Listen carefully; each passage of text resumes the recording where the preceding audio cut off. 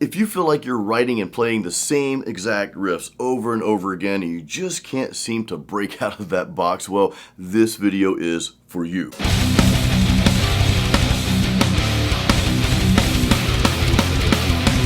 Guys, welcome to another episode of Metal Mastermind, and I've got 3 tips that we're going to share today with you that's really going to help you break out of that box. I know if you're like me, sometimes we get caught up playing the same types of riffs over and over again. So let's jump right into this. I've got some cool stuff to share with you. I want you to use this, guys. I want you to implement this.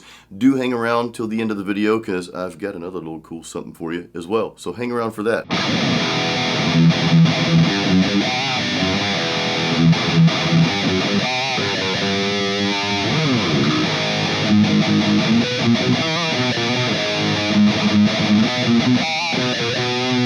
First thing you can do is just take one of your existing riffs and play it somewhere else on the fretboard like I just did. So that was kind of a stock metal riff, and I hate to say stock metal riff. Look, I guess all riffs are kind of recycled somewhere down the line, but kind of a simple metal riff there, right? We're just in E standard tuning here.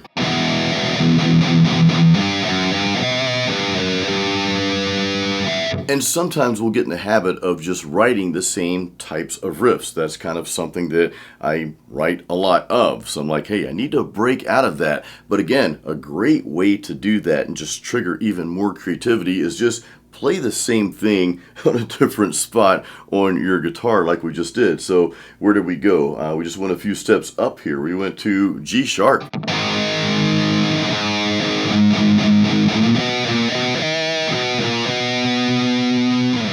In doing that, it may not feel ideal because you're usually playing on open strings. A lot of times in metal, we'll gravitate to those open strings, which, hey, that's great. It sounds cool. There's a reason why we do that. And it makes the other positions, just makes it a little bit easier to play riffs elsewhere, okay, outside of that open string, or along with that open string, rather. But when you go to a fretted note and start playing those same riffs that surround that, okay, well, your finger position is going to be a little bit different. So watch this, and I've got a really good point to this, okay? Watch my fingers here, though.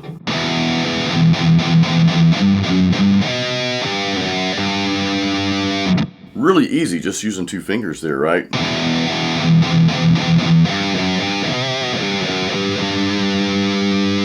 Now, when I play it here or anywhere else where I'm going to start out in a fretted position, now I could use these 2 fingers. That was kind of awkward, not ideal. So instead, I'll just slide my first finger up.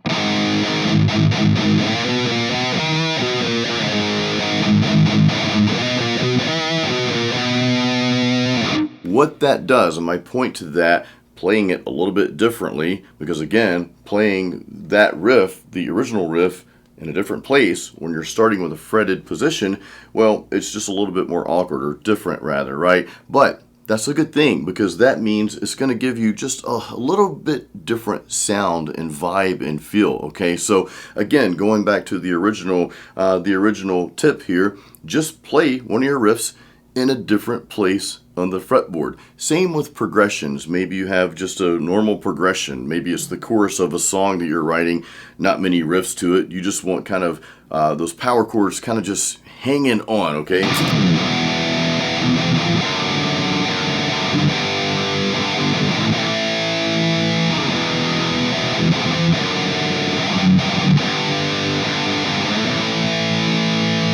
Okay, cool progression there, right? But what if we played it somewhere else? Just start anywhere else. Doesn't even matter. Let's start, instead of E minor, let's start with B minor.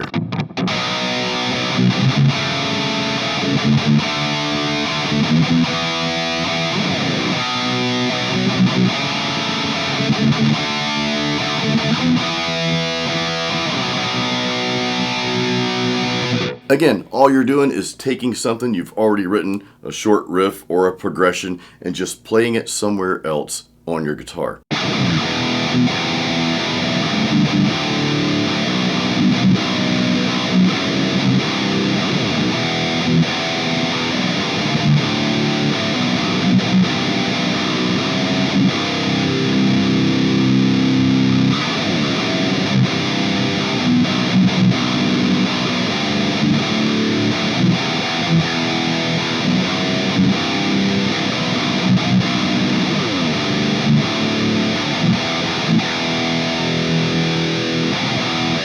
next tip is reverse the order of the notes or the chords that you're playing. And this is a really cool way to break out of the norm. Like, I've got some progressions, like the one I just played with you there, that first one.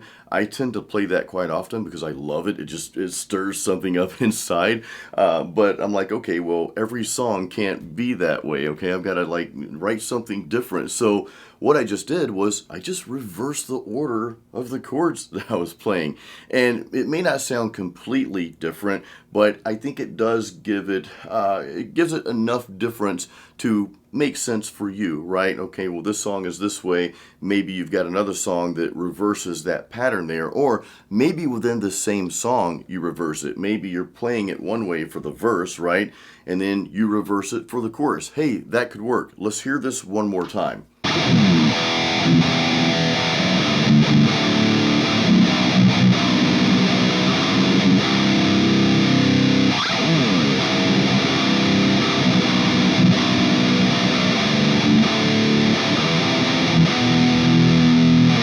Okay, same but different. We just reversed. Now, of course, you can do this with riffs as well. So I was playing this really cool, like, death metal style riff earlier. Let's see if I remember it.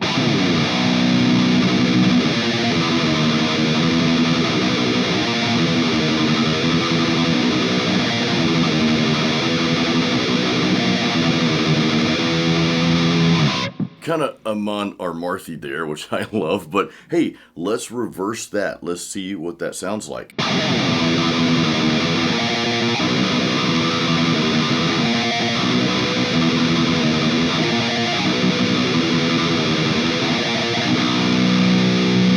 All right, pretty cool. Again, very similar, but it changes things enough to where you can move on with your song there, because what this is going to do, okay, and this is where it gets really cool, as you start reversing those patterns, playing around with that, well, maybe you don't stick with the actual reversed pattern. What will happen, and this is, again, this is so cool, what will happen is it will spark some other things that will just come out of nowhere. You're like, okay, well, I'm trying to reverse that pattern. Sometimes it's like saying the alphabet backwards. You're like, wait a minute, where did I go here? And I had to stop the video. I had to pause the recording to figure out what I did so I could reverse it, right?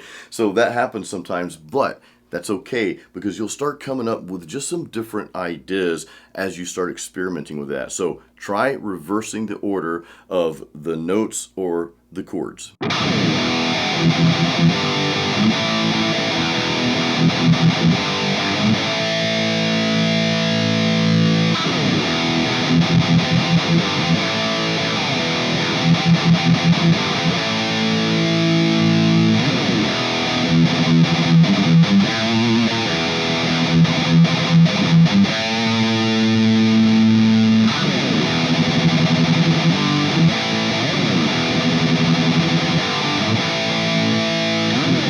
The third and final tip we have for you to come up with just some killer riffs and really to expand your creativity is a very simple one. It's kind of a two-part, okay? So number one is changing up the timing of how you're playing that riff and or progression. So you heard in the beginning, we played it one way.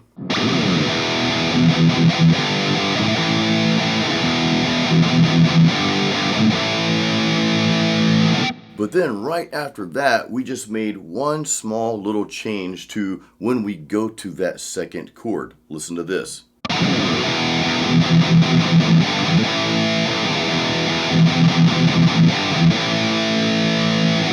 Simple change, but almost makes it sound like a completely different riff, okay? Now, the next thing you can do also is you can change up the way you're picking those notes, your picking patterns. So what I did in the beginning was just the standard downstroke, okay? Again.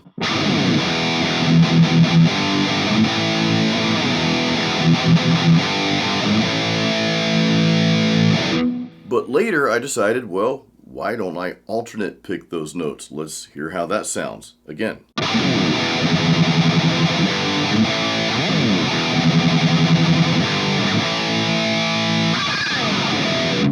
Cool. So that's enough to really just give the song some new life. So let's say you're writing something like that, right? And you've got the verse going, sounds cool. You've got some drums and the bass. Your bass player he's playing the right notes and all that good stuff, right? Your drummer's got some double bass going, and you've just got that standard riff there, the downstrokes, right? But then in the middle of that, you change it over, and I'm just giving an example here. You change it over to the alternate picking. Let's hear how that sounds together.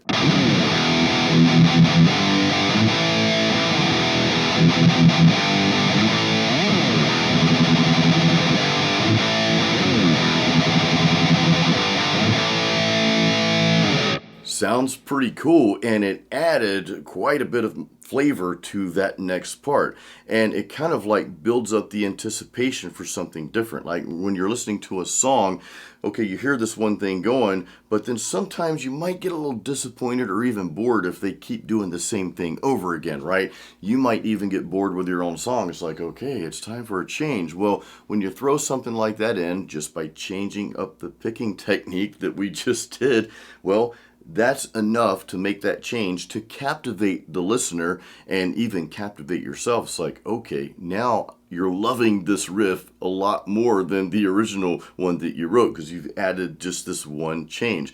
And again, going back to the timing, that's another great way to make changes to your music, to your song and your riffs, just to give it that extra spice. So play around with changing both the timing of when you go to that next note, right? You can play the same riff, but just play around with the timing of when you go to those notes or those chords, and also play around with your picking patterns. Maybe you're doing some downstrokes, maybe you're palm muting, maybe you're not palm muting, right? Let's hear what happens real quick if we don't palm mute those notes.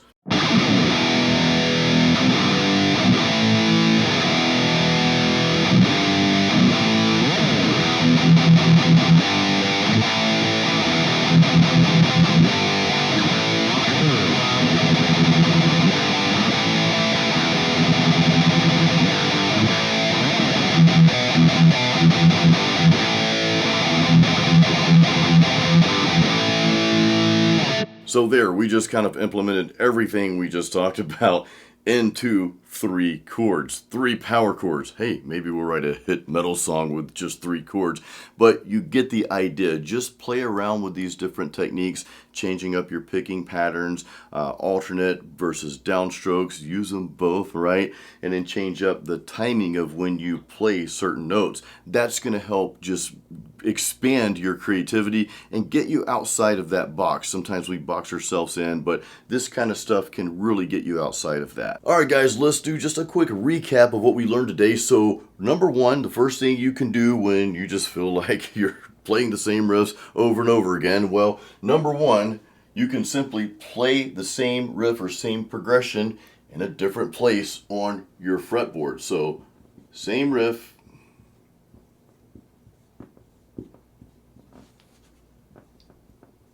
different place. Okay, so that's the first thing you can do. And that's a really, really easy strategy. Just plop that down somewhere else on the fretboard and see what it sounds like. Now, the second thing that we talked about is very simple as well. You can reverse the order.